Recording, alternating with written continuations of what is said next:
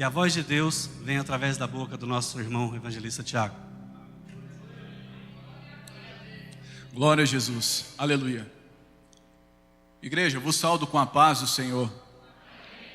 Lhes convido para que abramos nossas Bíblias em Mateus, capítulo de número 4, verso de número 16.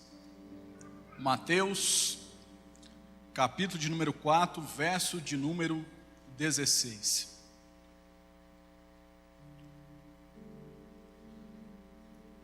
Não é demais agradecer pela honra que eu tenho nessa noite de ter sido convidado para compartilhar convosco algo da parte dos altos céus. Bendigo a Deus pela vida do evangelista Anderson, que me incumbiu dessa boa responsabilidade. Também agradeço ao pastor Edmar por me dar essa confiança para poder lhes transmitir algo nessa noite. Mateus capítulo 4, verso de número 16. E também é relevante ressaltar quão maravilhosa foi a condução do louvor antes que me antecederam. Eu fico admirado e muito alegre por perceber que na igreja AD Bueno nós temos uma infinidade de talentos, seja cantando, seja pregando, seja intercedendo. Que Deus continue a nos conservar assim, uma igreja produtiva e cheia de talentos disponíveis na mão do Senhor. E também, em última esfera de gratidão, agradecer a Deus pela sua vida, por essa noite de domingo, 24 de julho. Ter você aqui é uma honra, é um privilégio. Não pelo fato de ouvirem o que eu tenho a lhes dizer, mas tão somente por saber que além de mim, outras pessoas estão reunidas nessa noite para adorar e bendizer ao nome do Senhor. Mateus capítulo 4, verso de número 16, assim o diz: O povo que vivia nas trevas viu uma grande luz. Sobre os que viviam na terra da sombra da morte, raiou uma luz. Repitam após mim: Jesus, a luz no fim do túnel. Uma vez mais: Jesus, a luz no fim do túnel. Kleber Lucas tem uma canção que ele diz: há uma luz no fim do túnel. A palavra túnel, no seu conceito derivativo, fala sobre uma situação de opressão e dificuldade. No seu conceito literal, túnel é a conexão subterrânea entre dois pontos ou mais. Para aqueles que trabalham com o processo de pesquisar, explorar cavernas, eles habitam e andam por túneis. E a luz que aparece no final do túnel é um indicativo. Então, nessa noite, diante desse conceito, eu quero falar algumas coisas sobre Jesus, a luz no fim do túnel. E talvez em relação àquilo que eu venho propor neste raciocínio, talvez você possa ser encontrado ou estar vivenciando algum do tipo dos túneis que eu hei de citar nessa noite.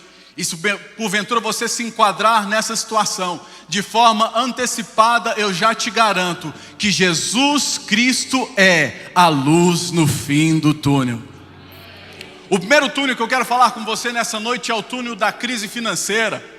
Lá no livro de Lucas, capítulo número 5, dos versos 4 a 8, conta a história de um pescador chamado Simão Pedro. O homem que, de acordo com esses 5 versos, havia trabalhado durante toda a noite e não tinha conseguido pescar nada. Mas a palavra nos diz que, nós já ouvimos outras vezes esse texto sendo mencionado aqui, em especial pelo pastor Edmar, que eles trabalharam a noite toda, lavaram as suas redes, não conseguiram pescar, e logo no início do dia, na manhã, Jesus utilizou-se do barco de Pedro para pregar à multidão que estava à beira do lago. E diz lá na Bíblia, que logo após Jesus pregar, Jesus vem e diz para Pedro, para que Pedro fosse e lançasse uma vez mais a rede às águas. O texto não detalha, mas eu tentando conjecturar essa situação e me colocando no lugar de Pedro, um pescador hábil, um homem que cresceu pescando, um homem que tinha habilidade no pescar e que talvez já tivesse passado noites e noites pescando. Era um homem que tinha muita experiência naquilo pelo qual ele havia feito naquela noite anterior. Mas diz a Bíblia que Jesus vem e dá uma palavra para ele e diz: Pedro, vai ao mar e lance a rede. A Bíblia nos diz que Pedro fala algo lindo, que eu acho que ele diz para Jesus: Jesus, sobre a tua palavra lançaremos as redes.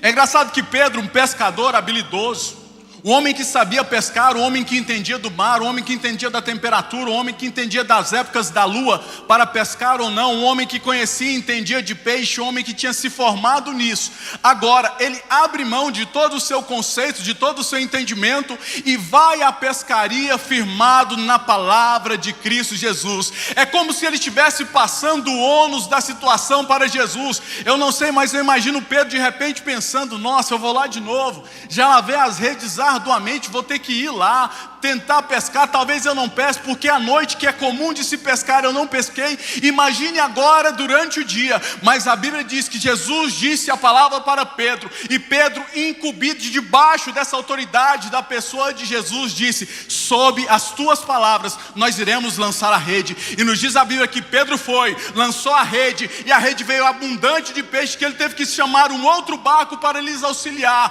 porque o milagre que foi manifesto na vida deles foi tão grande que eles sozinhos não seriam capazes de administrar tamanha bênção. Em relação ao túnel que você talvez possa passar na sua vida, talvez passando por uma crise financeira, a palavra que eu te trago da parte do Senhor dessa noite, que Jesus, a luz no fim do túnel, traz uma palavra de vitória para você. E você não vai na sua força, na sua habilidade, na sua capacidade, no seu conhecimento, mas você vai imbuído da graça da pessoa de Cristo Jesus, que diz: vá e lança a rede. Similar a Pedro, que lançou a rede e obteve a vitória, assim eu e você, se sairmos debaixo da palavra de Jesus, venceremos, porque Jesus é a luz no fim do túnel.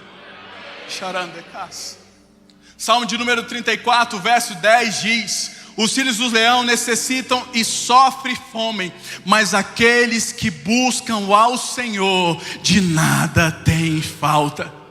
Se você buscar a Deus, você não terá falta.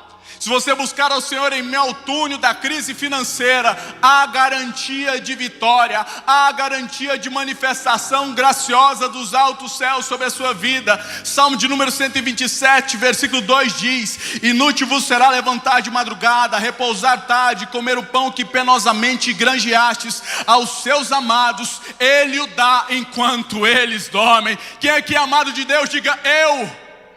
Em sendo amado do Senhor, tenha convicção plena no seu entendimento que Deus dá a você enquanto você dorme. Deus é o Deus na pessoa de Jesus Cristo que nos faz triunfar em meio às crises financeiras.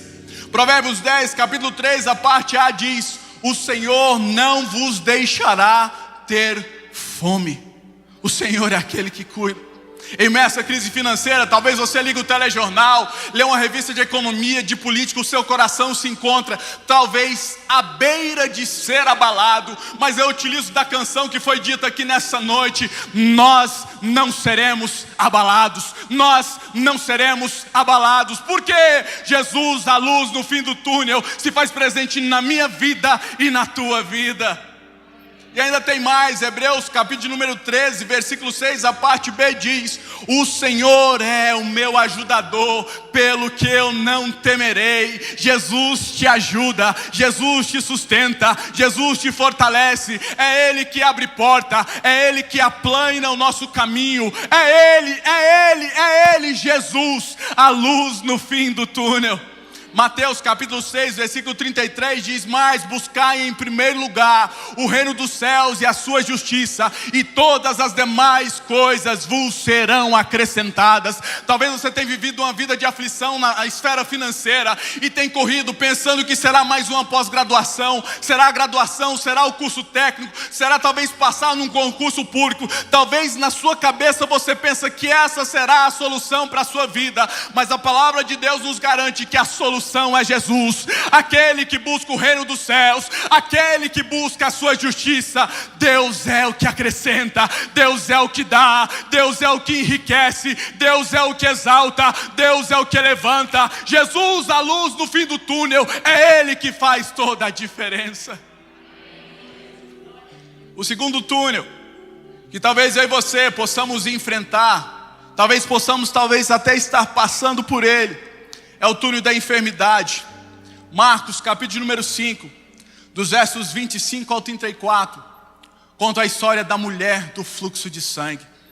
Eu acho lindo a altura do verso de número 26, quando vai qualificar essa mulher, diz que por 12 anos ela sofria com aquela enfermidade do fluxo de sangue. E ela já tinha gastado todos os seus recursos financeiros em busca de cura. Mas a Bíblia fala no finalzinho do verso 26, mas nada resolvera, ela ia de mal a pior. Aquela mulher, naquilo que ela podia, naquilo que ela tinha condição, ela havia recorrido aos recursos disponíveis, mas nada havia resolvido o problema dela. Estava essa mulher enfrentando o túnel da enfermidade.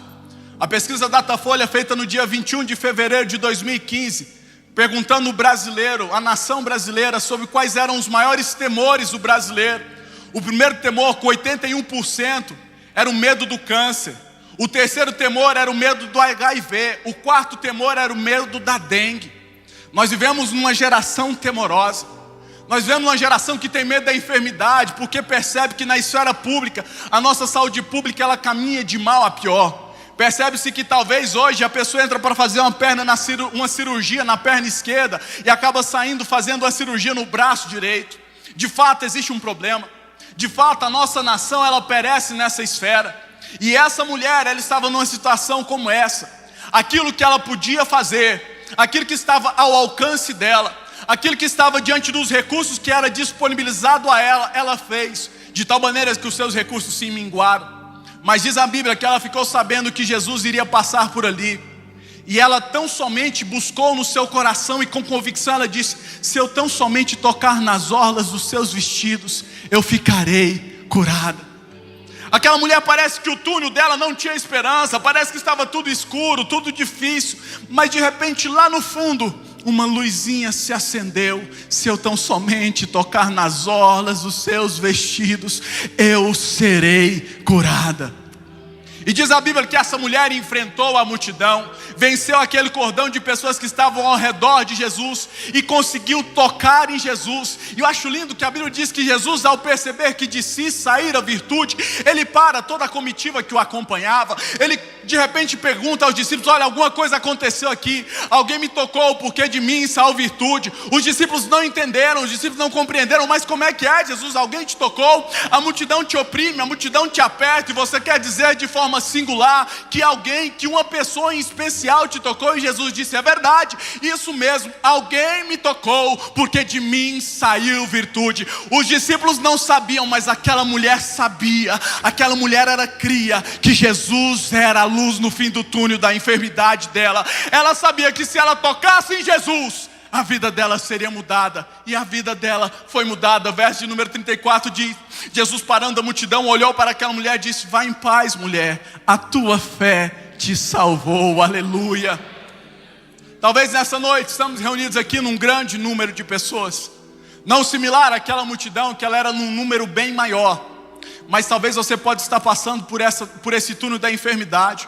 Talvez você pode estar passando por este problema. A Bíblia diz que naquela ocasião não foram todas as pessoas que esbarraram, que encostaram em Jesus, que receberam a cura. Diz tão somente que aquela mulher do fluxo de sangue, no singular, uma mulher. Esta mulher que tocou em Jesus, ela tocou nas orlas de Jesus e ela foi curada. Eu creio que outras pessoas tocaram em Jesus, eu creio que outras pessoas esbarraram em Jesus, mas havia no coração daquela mulher uma busca desesperada pela sua luz no fim do túnel. O que distinguiu aquela mulher dos demais, daquela multidão que estava ao redor de Jesus, de ser abençoada, não foi tão somente o fato de tocar em Jesus, mas a intenção pela qual ela foi até Jesus. Eu não sei qual é a tua intenção nessa noite, mas eu te garanto com toda a convicção plena, que se a sua intenção for de receber o milagre, de receber a cura, de receber o livramento, Jesus se faz presente em nosso meio. Então toque nele e receba da tua vitória. João capítulo 4, verso 50 diz: vai, disse-lhe Jesus, teu filho vive. O homem creu na palavra de Jesus e partiu. Marcos capítulo 4, verso 49, 50, 51, 52 e 53 fala de um homem que foi até Jesus porque o seu filho estava em casa enfermo. E Jesus não fez nenhuma pirotecnia espiritual, gospel, para abençoar aquele homem. Ele só disse para aquele homem: vai, teu filho está curado.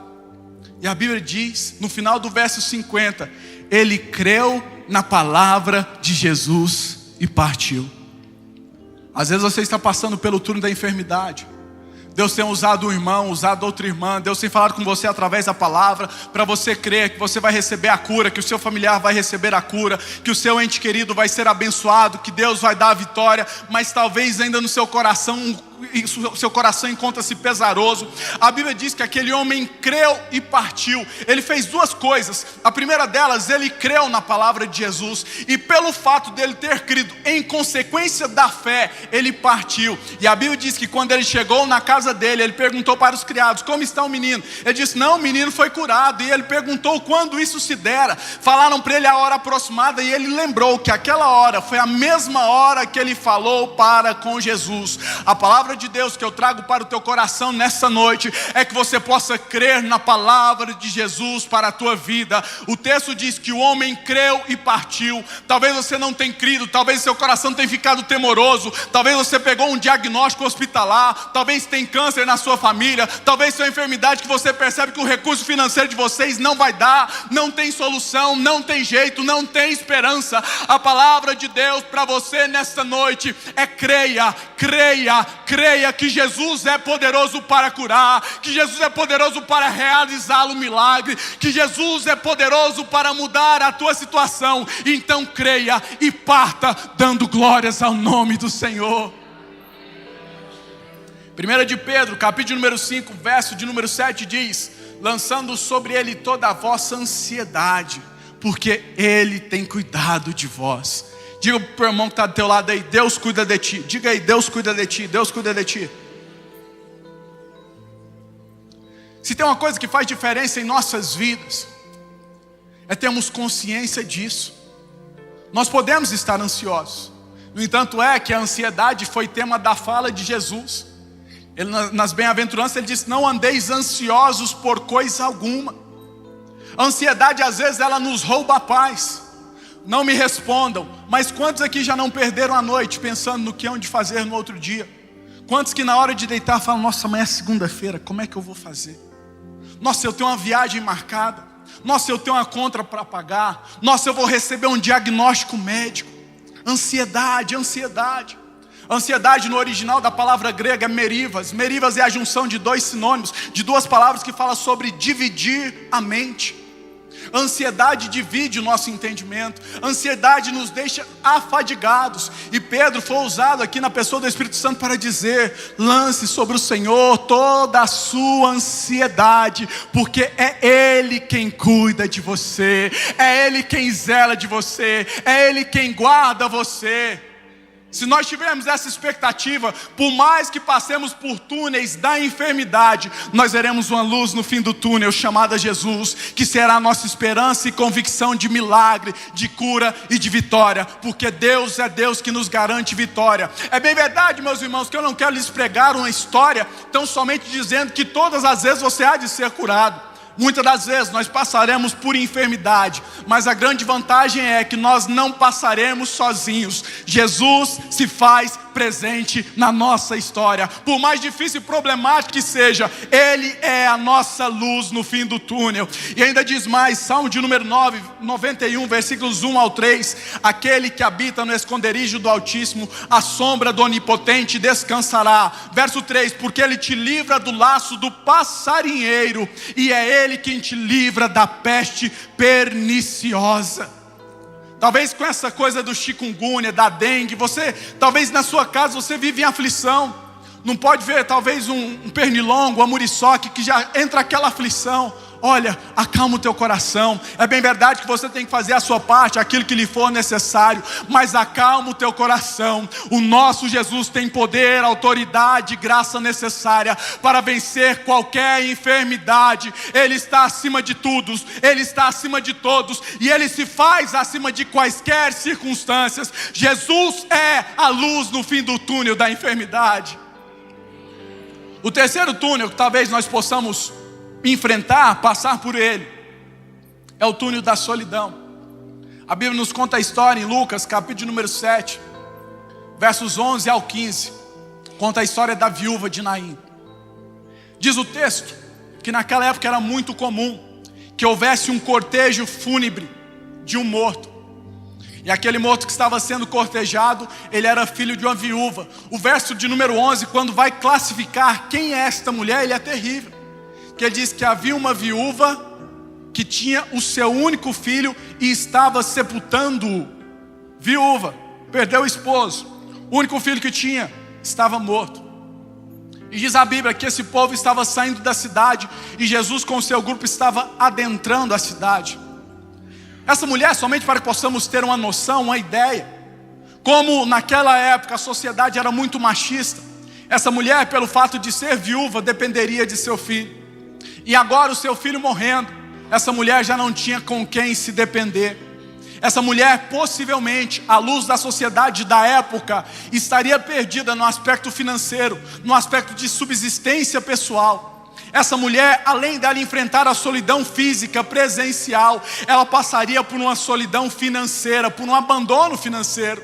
E ela correria um grande risco de ser levada a uma vida de mendicância, porque não tinha quem pudesse ser aquele que fizesse dela uma mulher dependente. E a solidão que essa mulher enfrentava era uma solidão fatal, porque ela estava perdendo de tudo quanto ela tinha, ela estava perdendo tudo. E solidão muitas pessoas não entendem, por mais que nós estamos vivendo na geração dos conectados, a geração dos interligados. Você deve participar de um monte de grupos de WhatsApp, todo mundo se fala com todo mundo, de qualquer lugar do mundo. Nós somos uma geração conectada, mas estudando sobre o comportamento humano, percebe-se que quanto mais grupos nós temos, mais distantes nós ficamos. As pessoas conseguem falar, conseguem postar em redes sociais, mas são pessoas que estão cada vez mais solitárias. E solidão não quer dizer sobre a ausência de companhia, solidão quer dizer sobre a ausência de relacionamento profundo. Talvez nessa igreja, hoje à noite, centenas de pessoas reunidas, um grupo grande, talvez aqui hajam homens e mulheres solitários, homens e mulheres sozinhos, homens e mulheres que talvez não tenham um grande amigo, não tem uma grande amiga, não tem a quem recorrer. Talvez você veio de outro local, de outra cidade, talvez está sozinho, isolado. Essa mulher, a viúva de Naim, ela estava sozinha, estava solitária, estava abandonada. Ela estava passando pelo túnel da solidão. Não responda, mas talvez você possa estar enfrentando esse túnel hoje. Perdeu um ente querido, perdeu alguém que lhe era precioso, perdeu um grande amigo, um pai, uma mãe, um irmão, uma irmã, um primo. Pessoas que você tinha um relacionamento íntimo e profundo, mas hoje parece que há em você um vazio, há em você uma ausência daquele que outrora lhe fora roubado. Essa mulher estava dessa forma. Mas diz a Bíblia que quando essa mulher saía da cidade de Naim, ela teve a grata satisfação de encontrar um Jesus que vinha ao encontro dela. Eu quero dizer para você, independente de quaisquer que sejam o seu momento de solidão, existe um Deus no céu que se importa com você. Existe um Deus no céu que sabe. Irmãos, Deus sabe. Deus sabe as nossas noites choradas a sós. Deus sabe da dor e da angústia. E é engraçado que nós estamos vivendo cada vez mais distantes.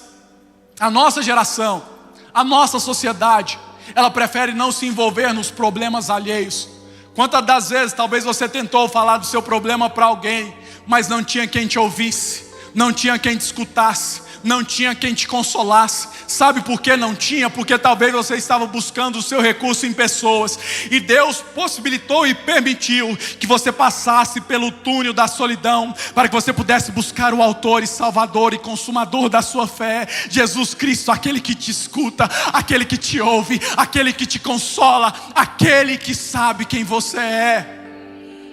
E diz a história que essa mulher, saindo da cidade de Naim, encontrou-se com Jesus. Eu acho lindo, lindo.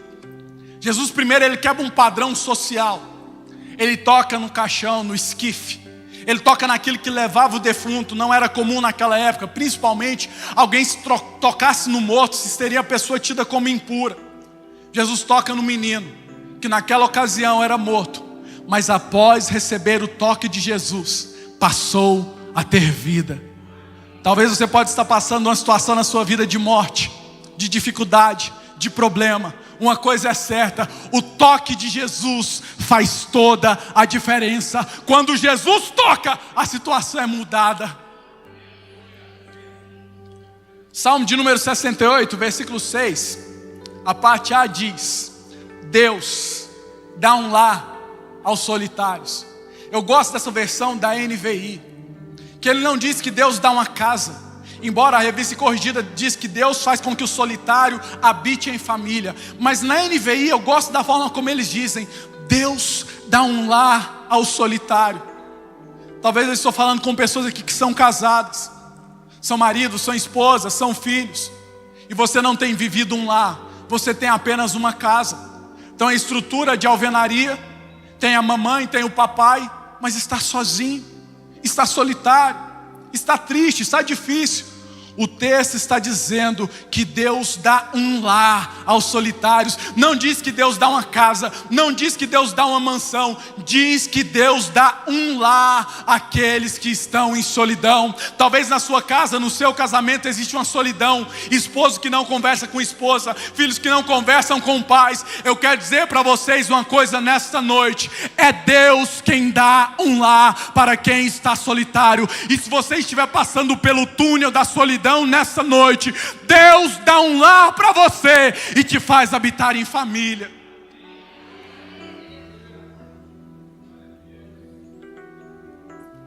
Ainda caminhando nessa palavra, João, capítulo de número 15, versículo de número 15, Jesus disse para os seus discípulos: olha, eu já não chamo vocês mais de servos, porque o servo não sabe o que faz o seu senhor, mas eu lhes chamo de amigos. Se tem coisa boa, irmãos, às vezes você tem tentado ser amigo do governador, do prefeito, do vereador, do deputado, do presidente, do senador, do presidente de bairro. Talvez você tente amizade com tantas pessoas, tal do lobby relacional, do seu network. Tenta se favorecer conhecendo fulano, beltrano ou ciclano. Quero dizer uma coisa para você: se tem uma amizade na face da terra que você tem que buscar, é a amizade da pessoa de Jesus Cristo na sua vida. Porque independente de quem você conheça, se você conhecer a Jesus, Ele te favorecerá em quaisquer situações que você viva. Ele é aquele que nos tira da solidão, Ele é aquele que nos dá esperança.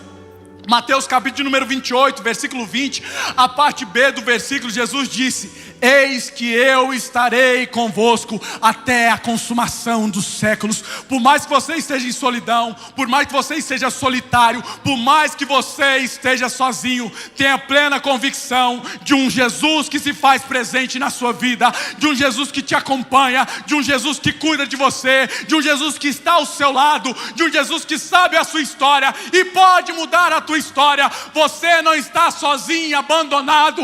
Existe um Deus no céu que se importa com você. Jesus, a luz no fim do túnel da solidão. E tem mais um túnel, o túnel da eternidade. A Bíblia diz em João, capítulo número 3, os versos 1 ao 21, conta a história de Nicodemos, um dos principais da sinagoga. Diz a Bíblia que aquele homem, ele vai até Jesus à noite. E é engraçado que Nicodemos chega a Jesus mandando um elogio, chamando Jesus de bom mestre. E Jesus já quebra Nicodemos, dando a ele uma resposta não tão quanto delicada. E na sequência, Jesus já fala sobre vida eterna com ele. É tremendo que Nicodemos, ele não tinha verbalizado isso, mas Jesus, conhecendo a intenção do coração de Nicodemos, já falou que era necessário nascer de novo para que pudesse ver o reino dos céus. O túnel da eternidade. Max Lucado, escrevendo em seu livro Aliviando a Bagagem, ele diz que nós temos muito medo da morte, porque nós temos medo do desconhecido. E quanto mais longe de Deus, mais medo da morte eu tenho.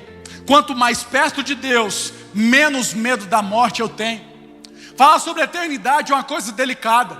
Morte, na luz do processo natural do existir, nascer, crescer, morrer, é algo natural. Todos nós enfrentaremos ela, a não ser que sejamos levados em glória no arrebatamento da igreja. Mas fora isso, nós passaremos por ela. Talvez haverá uma bela manhã que você se levanta e a senha de número 687 vai ser gritada lá no céu, e é a sua senha. Talvez é o seu dia. Tem pessoa que nem gosta de falar em morte. À noite então, falar em morte com alguém durante a noite, pior ainda. Medo da eternidade. E o túnel da eternidade, ele assombra, ele assola a vida de muitas pessoas. Mas no desenrolar da conversa de Jesus com Nicodemos, Jesus dá a Nicodemos o consolo. Jesus abre a Nicodemos a esperança da eternidade, que é tão somente necessário nascer de novo. Eu não sei se talvez você passa por esse túnel, ou você nem gosta de falar sobre isso. Morte, misericórdia, vamos falar de vida, de alegria, para cima, morte não. Mas é um túnel que nós haveremos de enfrentar. É um túnel que nós haveremos de passar, quer queiramos nós ou não. Mas eu quero dizer para você que a luz do fim do túnel é Jesus. Na conversa de Nicodemos com Jesus, Jesus deixa claro para Nicodemos: é tão somente necessário nascer de novo para que possamos usufruir do reino dos céus. Quantos aqui nascerão de novo, digam eu.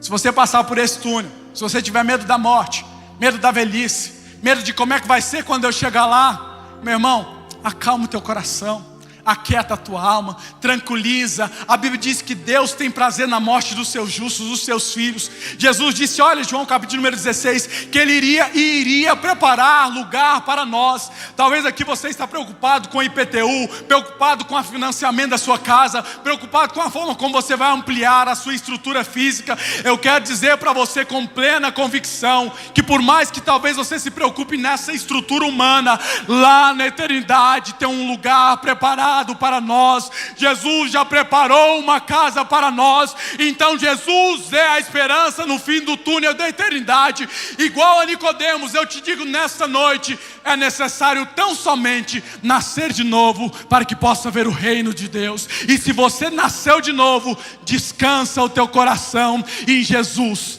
a luz no fim do túnel.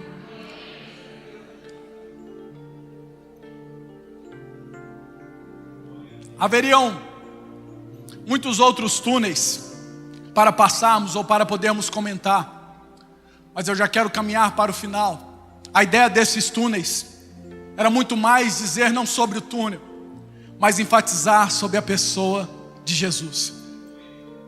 No dia 5 de agosto de 2010, 33 mineiros ficaram soterrados lá na mina de São José, no Chile. Esses homens ficaram soterrados a aproximadamente 700 metros de profundidade, porque uma rocha de 700 mil toneladas havia tampado a entrada dessa mina. E diz a história desses mineiros que ficaram soterrados. Eles ficaram por 17 dias sem ter contato com o pessoal que estava do lado de fora. O período de soterramento deles durou 70 dias. E durante esse período, eu lendo alguma coisa sobre a história desses homens, eles começaram a fazer escavações cuidadosas, porque não sabiam onde eles estavam, não sabiam exatamente o que tinha acontecido. E no processo da escavação, dependendo em qualquer uma das galerias onde eles estivessem, conforme fosse feita a escavação, poderia desabar tudo e aqueles homens morrer. Durante 17 dias, o pessoal que estava de fora não sabia se aqueles 33 homens que estavam lá dentro estavam vivos ou estavam mortos. Na biografia desses homens diz que conseguiram fazer um túnel bem pequeno, com diâmetro bem pequenininho, que era capaz somente de passar uma sonda, um bilhete. E com 17 dias que aqueles homens estavam lá, olhando o mapa de como foi feito um túnel, foi feito um túnel meio que na diagonal, para poder chegar até a galeria de onde aqueles homens estavam. Um daqueles homens, relatando, um dos mineiros, ele disse que eles já estavam sem esperança. Ele disse que eles já estavam descrentes, porque haviam 17 dias, eles não tinham noção de hora, não tinham noção de tempo, uma escuridade tremenda, muito grande. Aqueles homens, eles só tinham alimento para um dia. Como teve o soterramento no início do dia, eles começaram a regrar o alimento, mas eles não sabiam por quantos dias eles ficariam presos, e se eles sairiam daquela situação. E um dos mineiros disse que quando eles fizeram aquele túnel, que chegou até eles, que de repente naquela escuridade toda, eles viram uma luzinha saindo e batendo no solo da galeria onde eles estavam. Ele disse que eles eram como crianças que haviam ganhado um brinquedo de Natal e pulavam alegremente, porque a esperança daqueles homens foi restabelecida por conta de um raio, um facho de luz que chegou até eles. Passados mais 43 dias, começou-se uma mega operação para resgatar esses homens. Digo, 53 dias. Conseguiram fazer uma cápsula chamada Fênix 2. Essa cápsula ela tinha 6 metros de tamanho, de altura, e 60 centímetros de diâmetro. Após 70 dias, aqueles homens foram resgatados. E eles saíram do túnel, bendizendo ao Senhor. E é legal, eu li o relato do primeiro-ministro do Chile. Ele disse no seu relato que ele estava agradecendo a Deus por aqueles 33 homens, que nenhum deles morreu durante esses 70 dias que eles estavam soterrados. Mas a esperança daqueles homens só foi redobrada, porque eles viram uma luzinha que apareceu no fim do túnel. Eu não sei qual é o túnel que você enfrenta. Eu não sei, talvez você pode estar soterrado por um problema financeiro, por um problema pessoal, por um problema de cunho íntimo, um problema de característica intelectual, um problema na esfera física, um problema na esfera familiar, na esfera judicial. Parece que não há esperança, parece que não há expectativa. Aqueles mineiros que foram resgatados no dia 12 de outubro de 2010, eles se alegraram, porque uma luzinha chegou no final do túnel deles. Eu te digo nessa noite, que Jesus é a luz no fim do túnel. João capítulo de número 8, verso 12, Jesus diz: eu sou a luz do mundo, e aquele que me segue viverá em luz. Te convido para ficar de pé nessa hora.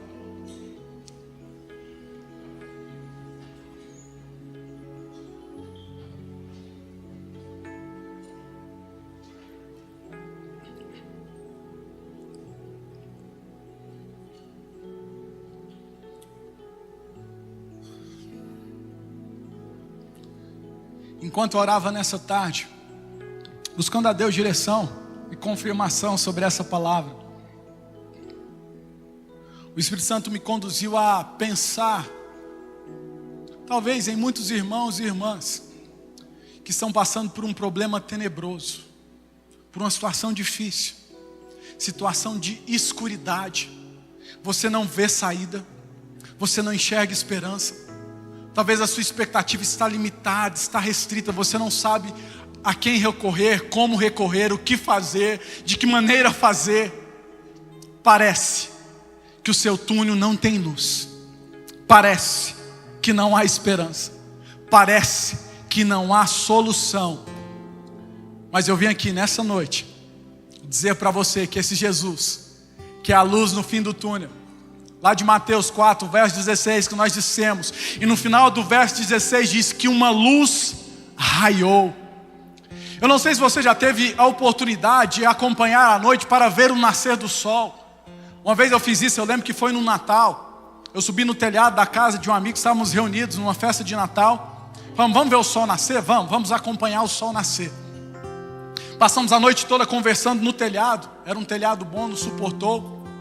E no início do dia, quando o sol raiava lá no horizonte, ele começava, ele não surgia de uma vez. Ele vem lentamente, e de repente ele vem trazendo claridade. Você percebe os morros, você percebe mais ou menos as árvores, e ele vem subindo. Na verdade não sobe, é a terra que gira, mas só para ficar claro o que eu estou dizendo. E de repente você percebe o raio da luz do sol subindo, subindo, subindo.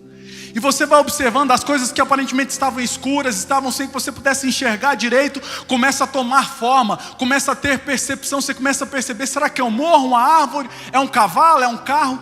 Mas quando os raios do sol vão chegando, vai trazendo clareza, vai trazendo compreensão, vai trazendo nitidez, vai trazendo compreensão plena do que você está olhando, do que você está vendo. Talvez a situação que você enfrenta nessa noite te falta clareza. João 8,12, no finalzinho Jesus disse que aquele que aceita Jesus a luz não viverá em trevas. Talvez a sua vida emocional está em trevas, está num túnel escuro. Sua vida pessoal, sua vida financeira, sua vida familiar. Talvez tenha um ente querido seu que está enfermo e você não sabe se tem solução, se tem esperança, se tem expectativa, se o médico vai fazer a cirurgia certa ou não. Jesus, a luz no fim do túnel. Você que está enfrentando uma situação assim, eu quero te convidar para você vir à frente. Eu quero orar por você porque eu percebo que existe uma luz que o raio de luz está clareando as nossas vidas nessa noite. E por mais que falte em você a expectativa correta do que vai fazer, de como vai fazer, de que maneira será, Jesus, a luz no fim do túnel, muda a sua história. Jesus, a luz no fim do túnel, traz clareza. Traz clareza à situação que você está vivendo, traz clareza ao momento que você está passando, porque se você tiver Jesus, que é a luz, Ele vai trazer compreensão clara e plena para a sua vida. Jesus é aquele que vence a enfermidade, Jesus é aquele que vence a solidão, Jesus é aquele que acalma o teu coração para a eternidade, Jesus é aquele que vence a crise financeira. Jesus, a luz no fim do túnel, Jesus, a luz no fim do túnel. Se tem Jesus, o seu túnel vai receber luz agora. Venha, venha. Não se detenha, Deus quer mudar a tua história nessa noite. Há uma luz no fim do seu túnel. Há uma luz, ei, há uma luz, há esperança. Não adianta desfalecer o coração, sentir dor na alma. Sem Jesus é escuro, sem Jesus é sombrio, sem Jesus não tem como enxergar. Mas se tem Jesus, tem luz no fim do túnel. Se tem Jesus, as coisas ficarão claras. As estratégias, as formas, as maneiras, o jeito de você se comportar. Se tem luz, Deus dá direção, Deus dá clareza. Eu não sei se você já dirigiu um carro à noite sem farol. Uma vez o farol do meu carro, os dois queimaram. Eu tive que dirigir um percurso à noite sem farol. Eu andava devagarzinho e com grande medo, porque eu não sabia o que estava à frente. No outro dia eu coloquei o farol. Aí eu já andava correndo, eu já andava velozmente, porque eu tinha uma luz, e essa luz me mostrava o caminho, essa luz me mostrava a direção, essa luz me mostrava onde ir. Talvez a sua vida pode estar escura, mas nesta noite, Jesus, a luz no fim do túnel, raiou sobre a sua vida. Você que não vê à frente, estenda a sua mão. Vamos orar por esses irmãos que estão aqui nessa hora.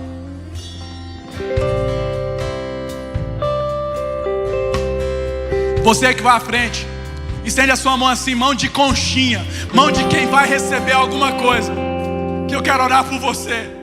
Jesus, a luz no fim do túnel, vai trazer luz sobre a tua vida, vai mudar a tua história, vai reescrever o seu existir. Oremos. Ó querido e bendito Deus, graça te dou, meu Pai, porque até aqui o Senhor tem sustentado o teu povo.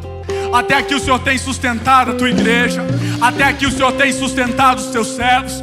Eu lhe bendigo, meu Pai, pela vida de cada homem, de cada mulher que teve a coragem de vir à frente nesta noite, talvez enfrentando uma situação sombria, uma situação escura, passando por um túnel. Eu lhe peço, ó bendito Jesus, vem e se manifesta sobre eles nesta hora, trazendo luz no fim deste túnel, trazendo esperança, manifestando da tua graça, manifestando do teu poder. E nós ouviremos testemunhos, ó Deus, de homens e mulheres que venceram a situação difícil, porque eles encontraram Jesus, a luz no fim do túnel. Se sobre eles, ó Deus, é o que eu lhe peço, e de forma antecipada eu já te agradeço pela vitória de cada um dos meus irmãos, ó Deus, em nome de Jesus, a luz no fim do túnel. Amém, amém. Que o Senhor vos abençoe. Eu agradeço pela rica oportunidade. Podemos assentar?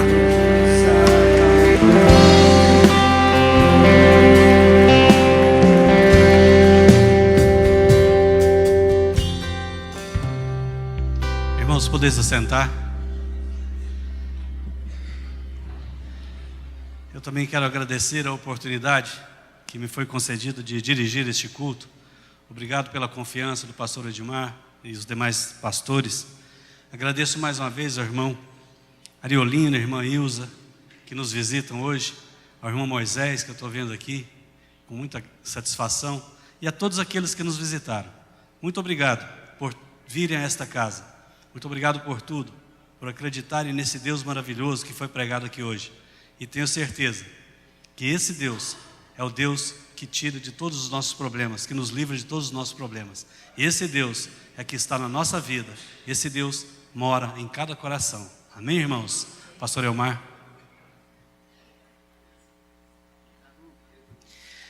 Glória a Deus. Está feliz aí, meu irmão? Amém. Aleluia. Eu estou, porque tem mais uma família que nós vamos receber aqui hoje. E quando eu fiz o primeiro momento, eles ainda não tinham entregado a ficha, mas já tem um tempo também que esse casal está conosco aqui. Inclusive eu e minha esposa, o prazer, a alegria de ministrar a eles o curso de casais aqui da igreja para eles. Eles já estiveram também no nosso encontro de casais. E é uma família que nós temos orado já por eles há algum tempo. Conhecemos, entendemos do propósito de Deus na vida deles. E é com alegria que eu quero convidar aqui o Tiago e a Ludmila, para que nós possamos recebê-los. Amém? Estou muito alegre hoje por esta família que nós estamos recebendo também. Amém, irmãos? Glória a Deus. Vamos orar por eles, amém? Vamos orar? Estende a sua mão para cá e vamos abençoá-los. Pai, no nome de Jesus, te agradecemos, Pai, por esta família que o Senhor tem trago à tua igreja. Que a tua unção, que a tua graça seja também sobre eles. Que eles possam caminhar uma caminhada vitoriosa. Que eles tenham, Senhor, no seu relacionamento, na sua vida conjugal, a bênção do Senhor. E que eles possam, Pai amado, ó Senhor, ser como instrumento nas tuas mãos também. Oramos, colocamos debaixo da cobertura espiritual desta igreja, debaixo da cobertura espiritual do pastor Edmar, da pastora Lélia, Senhor, e como irmãos em Cristo, nós agora os abraçamos e declaramos sobre eles uma palavra de vitória para a glória do teu nome, em nome de Jesus. Sejam bem-vindos, meus irmãos. Aplauda o Senhor mais uma vez, em nome de Jesus. Glória a Deus. Pastor Edmar. Aleluia. Bem-vindos, irmãos. Deus abençoe. Viu? Deus abençoe o Hugo, que esteve na direção do culto hoje, toda a sua casa, seu ministério. Deus te abençoe. Tiago, que ministrou a palavra hoje para a gente. Deus te abençoe, abençoe a sua casa, abençoe a sua família. E é sempre bom quando nós nos reunimos na igreja e somos alimentados pela palavra de Deus. Uma igreja que reconhece o valor da palavra é uma igreja sadia. Uma igreja que tem prazer em ouvir a palavra de Deus nunca será uma igreja enferma, irmãos. Porque a palavra de Deus, além de tantas outras coisas, ela tem um poder terapêutico. A palavra de Deus tem um poder de cura. Sempre que nós nos dispomos a ouvir a ministração da palavra de Deus, isso vai trazer cura para a gente. A palavra de Deus, ela é um bálsamo. Quarta-feira eu ministrei aqui e falei sobre o bálsamo de Gileade, que era uma região da terra prometida que produzia um bálsamo que curava e aliviava. E um dia, quando Deus olhou as dores do seu povo, Deus disse: ainda existe bálsamo em Gileade. A palavra de Deus é um bálsamo. Ela tem o poder de nos curar, não somente fisicamente, mas também nas nossas emoções. É impossível que um crente que fique diante da palavra de Deus saia, depois de ouvi-la, da mesma maneira como chegou. Não. Nós vamos sair desse culto hoje mais fortes do que nós chegamos, mais abençoados do que nós chegamos. E eu profetizo na autoridade do nome de Jesus que nós vamos sair daqui curados pelo poder da palavra de Deus, não é? Curados. Que Deus abençoe. Olha só, nós já vamos terminar. Mas olha que ele avisa ali, ó. Cooperação da AD Bueno na sede de Campinas, dia 26 de julho, às 19 horas, terça-feira. Terça-feira, nós estaremos cooperando lá na sede, em Campinas. Nós vamos sair daqui, os irmãos que quiserem sair daqui, sair juntos aqui, os irmãos que quiserem vir, nós estamos marcando para nos reunirmos aqui às 19 horas. E vamos sair daqui por volta de umas 19h15. 7h15 a gente está saindo, até porque várias outras igrejas estarão lá. E se a gente chegar tarde, a gente corre o risco talvez até de ficarmos num lugar não muito bom. Então, e também ficarmos dispersos lá. Um grupo aqui, aí não tem como ficar perto. Então, por isso que a gente está marcando para chegarmos mais ou menos na mesma hora. Então nós vamos sair daqui, vamos reunir umas 19 para sairmos daqui umas 19h15. Se você diz assim, não pastor, eu vou direto da minha casa, não tem problema, desde que você chegue lá, por volta de umas 7h20, 7h25, porque daqui lá, irmão, são 10 minutinhos. Quem não sabe, você pega aqui a avenida, a Mutirão, você desce a Mutirão aqui, quando você passar a Praça Walter Santos, que é a praça do Hospital Samaritano, a hora que você passar a praça, na praça tem um sinaleiro. Estou falando você passar a praça. Depois que você passar a Praça Walter Santos, logo depois dela vai ter um sinaleiro. Nesse sinaleiro você entra à direita, está descendo. Quando você entrar à direita, a igreja já está na esquina. Facinho. Fácil de achar, fácil de chegar. Então se de repente você está por aqui e diz, não pastor, eu vou direto para a igreja, facinho, desce a Mutirão, passou a Walter Santos, primeiro sinaleiro, você entra à direita, já é o quarteirão da igreja. A igreja é todo esse quarteirão ali, logo depois, quando você entra no sinaleiro.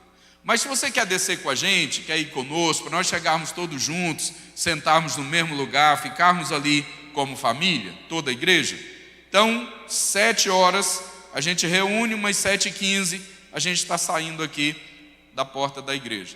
Mas eu quero contar com a presença de todos vocês lá, principalmente os nossos obreiros e as suas esposas.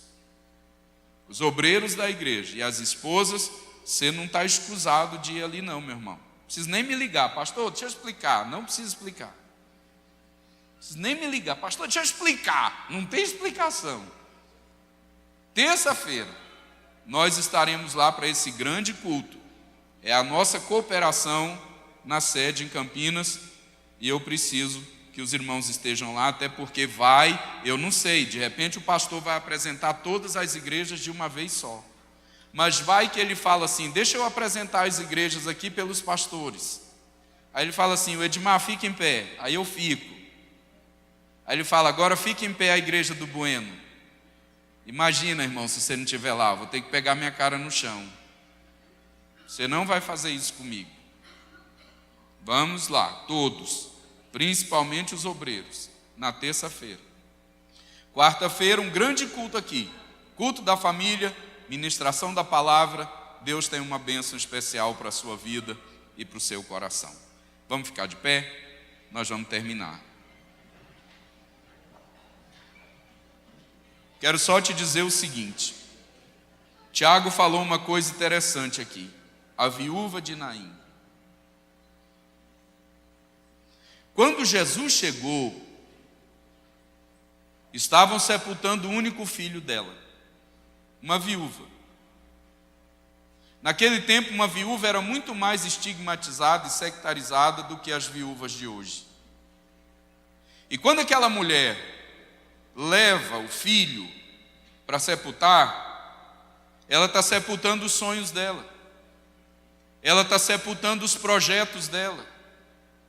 Todos os alvos que aquela mulher um dia estabeleceu para conquistar estavam no filho. O filho eram as fichas dela, porque era uma viúva. Talvez aquela mulher olhasse para o filho e dissesse: vai crescer, vai estudar, vai ser um grande homem da sociedade judaica. E quando esse meu filho for um juiz, um advogado, um médico, um engenheiro aqui, a minha vida vai mudar. Então aquele filho, para todo mundo que estava levando para o cemitério, era só o filho da viúva. Mas para a viúva, eram os sonhos dela, eram os projetos dela, eram os alvos dela. E ela estava sepultando, ou pelo menos alguém queria sepultar os sonhos dela. E o que eu quero te dizer hoje é o seguinte: talvez o diabo está querendo também sepultar os seus alvos, os seus projetos, os seus sonhos. Talvez você entrou na igreja hoje pensando que coisas que você estabeleceu para você mesmo, ou para você mesma, ou então para sua família, projetos, sonhos, alvos que você estabeleceu, projetou, e o diabo está dizendo: não vai acontecer. Porque o diabo está querendo sepultar os seus sonhos. O diabo está querendo sepultar os seus projetos. Jesus chegou, encontrou o cortejo e disse: não, senhor, em história que eu estou, ninguém sepulta sonho. Em história que eu faço parte, ninguém sepulta projetos. Deus está falando isso com você aqui essa noite. Jesus é a luz do túnel da sua vida. E se Jesus está na história da sua vida, não tem ninguém, meu irmão, que vai sepultar os seus projetos, os seus alvos e os seus sonhos. Tudo aquilo que você tem estabelecido para a sua vida, acredite nisso, Deus vai fazer acontecer. Eu não sei o que é que você está precisando aqui essa noite, mas a palavra de Deus hoje para você foi essa: que ninguém vai sepultar os seus sonhos. Deus vai fazer acontecer em nome de Jesus. Então olha para quem está perto de você, dá um sorriso para ele e fala: ninguém vai sepultar os seus sonhos. Fala para ele: Deus vai fazer acontecer. Aleluia, glória a Deus. Você tem uma semana abençoada, você tem uma semana de vitória, você tem uma semana de céus abertos. Eu declaro que esta semana será a melhor semana da sua vida, meu irmão. E milagres que você está esperando, coisas que você está precisando da parte de Deus, eu declaro sobre a sua vida que esta semana Deus vai fazer acontecer, Deus vai te surpreender, o milagre vai chegar. Pega na mão de quem está perto de você para eu ministrar a bênção, com você segurando na mão de quem está do seu lado. Dá um sorriso para ele e fala: esta semana será a melhor semana da sua vida.